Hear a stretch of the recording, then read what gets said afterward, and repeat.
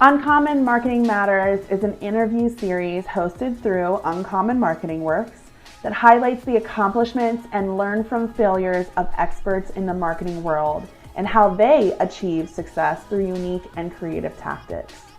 Many marketers face that myth that anyone can do marketing, and I'm putting heavy quotes around anyone can do marketing. However, results-driven marketing is more complex than some may think.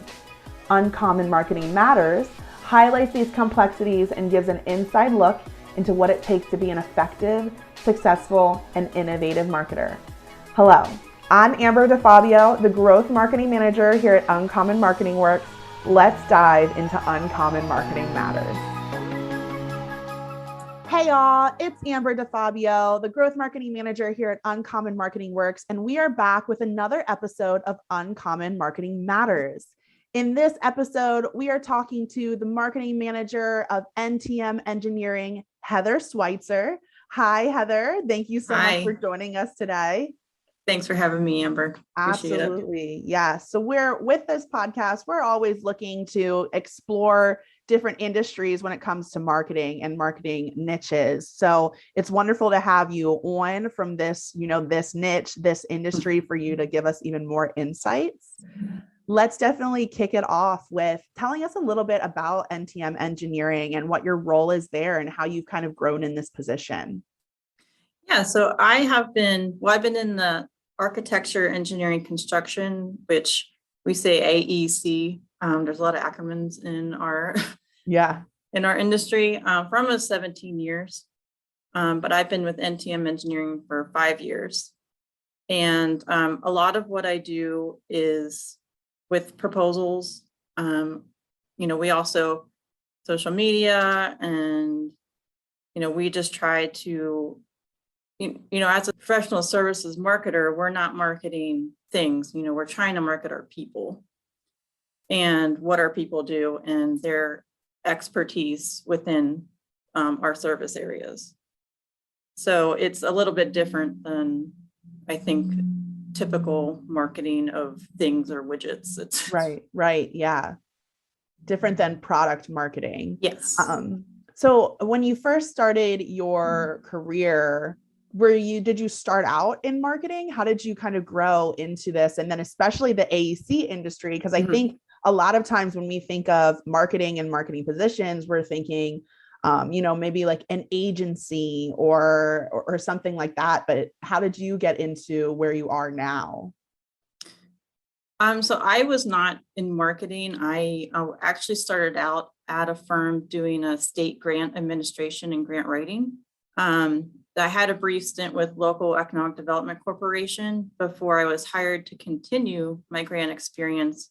And I moved into the marketing role. So I felt comfortable moving from grants to marketing because if you've written a grant, then you can write a proposal. It's really much like grants. Proposals are a lot of following the directions and writing to help solve the problem for the client. So it kind of was I wouldn't say an easy transition, but it was kind of natural. Yeah. And then, so you went from grant writing into marketing. And you just stuck with the AEC industry the entire time. You found that you were super passionate about that. Yes, I joined SMPS, which is the Society for Marketing Professional Services, and they offer training and certification for people who do exactly what I do. So it's very helpful to have that out there because I think if I would have taken marketing, when I was in college, there's no training for professional services marketing. So I think even that journey would have been different anyway, have I chose marketing in school. So I think I kind of latched on to SMPS and the people and just the amount of growth I've had just being part of the organization itself. Yeah, I think too, going into the professional services, kind of rolling back to what I said at the beginning, was a lot of people think about marketing as, marketing a product. When we think about marketing, we think of like the global conglomerates of, Disney or Coca-Cola or Nike. When you're marketing professional services, what do you find is the biggest challenge for you? Because I think with product marketing, you have its own set of challenges, but it's well known. So you're able to come at it maybe just a little bit easier than professional services. Right. And I think there's two often distinctions in our roles as business development, and then you have marketing. So the people going out doing business development are mainly like building those client relationships and, trying to get on those teams and just building that sort of relationship with, the actual people. And on my side, I do some business development at conferences and stuff, but mine's mainly, proposal work and trying to bring in those jobs so that our people do have, work, and we have backlog, and, we can only do so much through email. So business development is a very important part of it too. And yeah, you're right. I mean, there's, with accounting firms, lawyers, banks, they all have people who are trying to market their people and their technical, abilities. And I appreciate the different type of brains that they have, because I certainly don't have, the technical ability that they have. So I just learn so much. Yeah. I think what's cool about our position as marketers, and, especially you having that technical team, is you get to take their technical brain and kind of make it and convey a message so that everyone can understand the purpose of your organization. Yes. And I think that in and of itself is absolutely valuable and essential. A lot of like the PR for, our firm is trying to get it out. Why would a newspaper care about what our people are doing? So you have to kind of write to that audience and make it so that people care that, your water is safer and your bridges are inspected, and, the, traffic is being devoted, going somewhere else for a reason. And all that is very important and part of marketing as well. Yeah.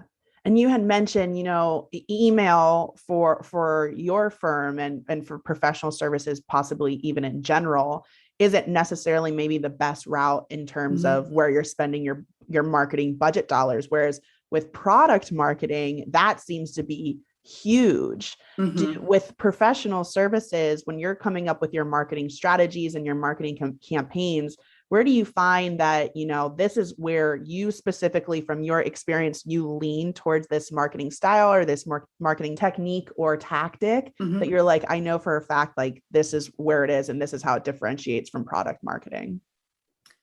I think that will probably be very firm focused. So we do a lot with public work, with, the Turnpike and PennDOT. So a lot of our projects come with, those type of dollars.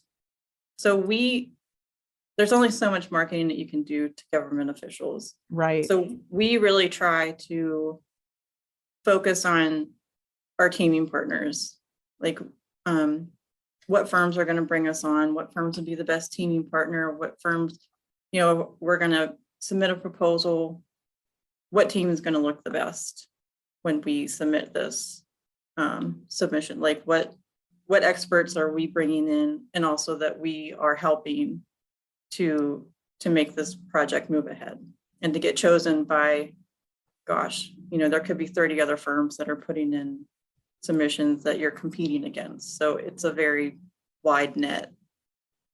Yeah. And a large competition pool. Yes. Yeah. So I think finding the right team for us really, really helps in our marketing and what we really strive to build those relationships so we know who's going to put out the best product. Yeah. And that it's like the relationships are essential. I think, like the relationships internally as well as the relationships with your client or your customer too. Yes. We see time and time again as marketers, you can send that email, you can go old school with billboards or have someone do any cold calling techniques. But really, if you're creating those relationships and you're building those relationships, the retention and also word of mouth, if someone's like, oh, I know for a fact, like this firm, they had our back through the entire thing, I definitely recommend that to the next partner moving forward. Testimonials seem to work so much more than any other marketing technique. I mean, very little work we get is probably someone Googling us, right? Or someone, if there's no more phone books, but you know what I mean? Like they're not going to the white pages and just looking for a general, firm. They want to know who they're working with. And I think that is what kind of separates us from the different types of marketing that are out there. Yeah. So when you're doing all these different marketing tactics and you're building these relationships and you're doing the public relations side and the proposals, is there anything that you find that throughout your 17 years you've become particularly passionate about, that you're like, I would love to do this every day if I could? I think that I'm passionate about what I do because of the people I work with are passionate about their craft. So I enjoy trying to help them bring in work because I appreciate their technical ability. And I think as you feel part of the team, then the more exciting it is when those jobs that were once proposals, come to fruition and you get excited, like, oh, I helped with that. Right. That's just something that, yeah, absolutely. To find out you're on a winning team or the proposal that you organized and put your blood, sweat, and tears in for 2 weeks, gave you a job, that's an awesome feeling. Yeah, it's like all that hard work came to fruition. And like you said, you get to be a part of like this moving machine and being like, yes, I was able to assist that process and make that happen. Yeah, I'm very like type A, like I like organization and so that's probably why proposals are very good for my personality, because you follow instructions and there's a process, there's a procedure, and then in the end, that's what your goal is, to get those jobs to help build your firm. Yeah. So in the process, especially for our listeners who are maybe a little bit more familiar with product marketing, when you say that you're building and you're working with these proposals, what exactly does that look like from start to finish? So we have various clients, whether they are PennDOT, whether it's the Turnpike, or whether it's, Philadelphia Water Department. There are various clients. So it all depends on what is listed within their request for proposals is what you need to put in there. So it could be 3 pages, it could be 50 pages. It really just depends on the clients and, showing that you understand the project, showing your people, org charts, showing resumes, and having this concise report to send to the client so that you either, hopefully get awarded or maybe an interview so that they can actually talk to your people, or, they're all kind of different in their process, but some of them are more difficult than others to put together, I would say. Gotcha. Do you find that people come to you specifically to request your services, or are you more spending the majority of your time looking for any projects that they just kind of put a bid out and you look for that bid and you create proposals for that? Well, the good thing about, public bids is that they are all under one system. So if we know we're going to go for a project, or if we're going to try to prospect to try to get on teams for that project, then most likely who we're going to talk to, they're already aware of that project that is out. So they're kind of all in the same arena. Now, if you're talking local clients or like a Philly proposal, then we would probably be going out and trying to get on teams, and they may or may not be aware of what's out there. But it's the building those relationships and trying to find the best team possible that hopefully, you can end up working together. Yeah. Yeah.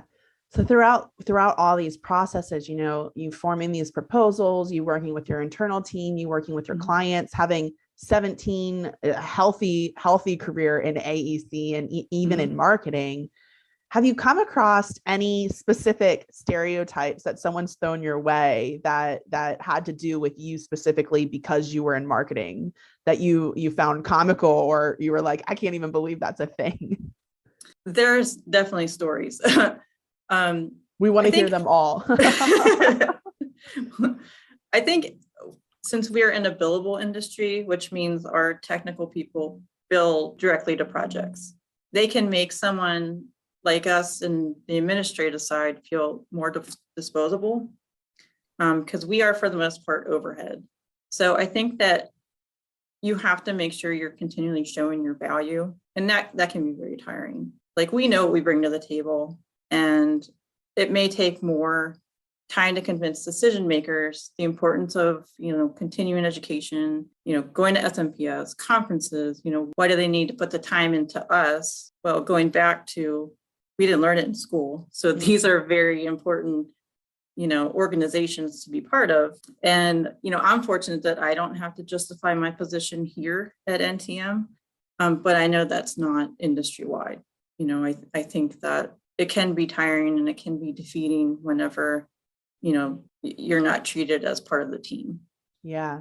I'm sure that there are so many people who are listening right now to exactly what you said, and they're nodding their heads and they're like, yes, I identify with that. Yeah. I mean, there have been times where I definitely make sure I write down everything that I've done that year before my review, so I can say, hey, this is what I've done. This is what, I helped. This is how many proposals we worked on. This is what got picked up in the press and things like that, to justify why they want to keep paying for an overhead position. Whereas we all know that, marketing and accounting, HR, they're all very important to helping keep the, firms running. Right. Yeah. And that's definitely like an uphill battle that we all face in our careers. Was there any other stories you wanted to pull from your brain? You're like, how much time do we have? No, I hear like bits and pieces whenever I'm out with, my SMPS crowd, because we've all we commiserate and we have some drinks and we talk about what's going on, and how can I communicate better with these project managers? How can I get attention? How ideas for internal marketing, and just trying to commiserate and talk about ideas. So even though some of them are competing firms, we're trying, to get the same job. As marketers, we just get it. Yeah. And it's nice to find your people like that. I'm sure that's super valuable. Just it's always nice to kind of feel like, okay, I'm not the only one dealing with this issue, but It's also nice because you have this board that you can throw ideas at, and they can shoot ideas back out at you and say, from my experiences, this is what worked for me. This is what hasn't. I think it's always nice to have that inner circle that professionally you can go to pitch ideas to and brainstorm. And even practically, like, what vendors have you used? I'm opening this new office in Philly, what caterer have you used, or, what photographer, and things like that. That is just a really good touch point for other members. Yeah. So as you're talking to them, are you finding that there's a specific trend in the AEC industry that you kind of see as being problematic at this point in time, that you're like, oh, we're constantly having to find a solution for this industry wide? I don't know. I do see new trends happening. The introduction of drones is a big opportunity, mostly for videos, but also pictures, and using a drone to help take pictures of inspecting a bridge keeps our people safer, and they don't have to go down to that embankment, and they don't have, because the drone can do it for them. I think that the landscape is changing, when new graduates come in, because they have their finger on the new technology, and they know what's up and coming, and just like what we should be doing. They have their finger on the newest technology, and so they'll notice the trends, and just like a podcast, what's new and up and coming. Well, our firm's a little bit rigid, but I think that as these new technologies happen with the new graduates, it'll eventually will move into having to be the norm. I'm hoping they can teach me a thing or two. That's for sure. I think that's pretty valuable. A lot of times we get stuck in our ways. And I think that's the thing, that one of the most valuable things as a marketer is always being innovative and never just saying, oh, well, this is the way that we've always done it, so this is the way we're going to continue to do it. So having that fresh perspective come in is always nice and refreshing. Definitely. We do talk about that a lot, is, people in our industry saying that's just how it's always done. Well, that doesn't mean it's right. But finding new ways to reach people. And especially like since the pandemic happened, I mean, we had to find new ways to connect. And I think that a lot of people learned how to, connect virtually, doing the Zooms. And, we utilize Microsoft Teams a lot, not only, for meetings, but also internal marketing. We had challenges, virtual challenges for wellness and for the holiday, just to try to keep people talking. We use channels within the Teams website so that people can, use it kind of like social media. They can go and post pictures, and, we want to see your house. We want to see your decorations, things for the holidays. And then for the wellness challenge, what have you been doing? Show us pictures of your hikes and new recipes and things like that. So that has become very popular the past couple of years, and you just have to adapt. Yeah. And that even focuses back on strengthening those relationships, right? Like getting to know each other as more than just professional, or that you're a human being, you do things outside of this, and let's see what that is. And I think it kind of even connects people that aren't in the same building. So we have 3 locations. So we got to get to know people in our State College and Philly office that aren't in Dillsburg, that we don't talk to every day, because we got to see what's going on in their own house, and learn about their kids and everything that you might not get to do otherwise. Yeah. And in that communication piece, that's super nice to be able to connect that way. And along with that, I'm sure, you're constantly troubleshooting, right? Like if you want to like kind of dull it down and say, like, the problem was that we needed to connect with everybody that we don't normally see on a daily basis. This is how we're going to do it. Is there another issue or problem that you've come across in your career that you can kind of give us some details on, and then let us know how you, from that marketing angle, went about solving it? I don't know if, solving is, I think it's always ever changing. And I think that depending on your firm and depending on how people like to connect, it's very important to be adaptable, because, there are some people who are not good with emails. There are some people who do not like webcams. There are some people who, do not like phone calls. So I think just knowing the type of communication can go a long way. Because I know that if I need something for a proposal for a particular person, I need to pick up the phone, because he's not the greatest at answering emails, and things like that are just quick little solutions to like these small daily problems. So I think it's just a matter of adapting, based on how you learn to build relationships internally with people. I think that'll take you a long way. Yeah. Yeah. Which kind of leads into our next question, right? As you were talking about problem solving, is there, in addition to what you had just said, any piece of advice that you can give to marketers growing in their careers? I think volunteering is something I'm passionate about, and I would recommend to anyone starting in their career. It doesn't have to be within a marketing organization. It can be in your own community. I think it's an important part of growth. I have been with SMPS in many capacities, from board member to president to, just member of a committee. I am on the Cumberland County Planning Commission just because that's my own interest. And I really like to learn about what's happening in our county, and that is of interest to me. But volunteering, it helps you reach an audience that you may not come across on a daily basis.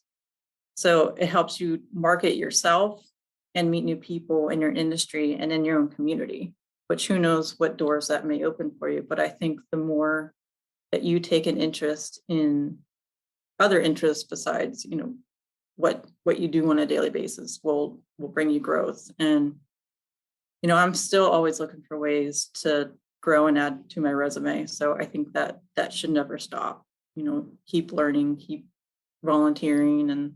And with marketing, I think that the more people you meet, and whether it's locally or regionally, and how to speak to those people, and to know what you're writing about, to know, how you're going to reach them, I think is very invaluable.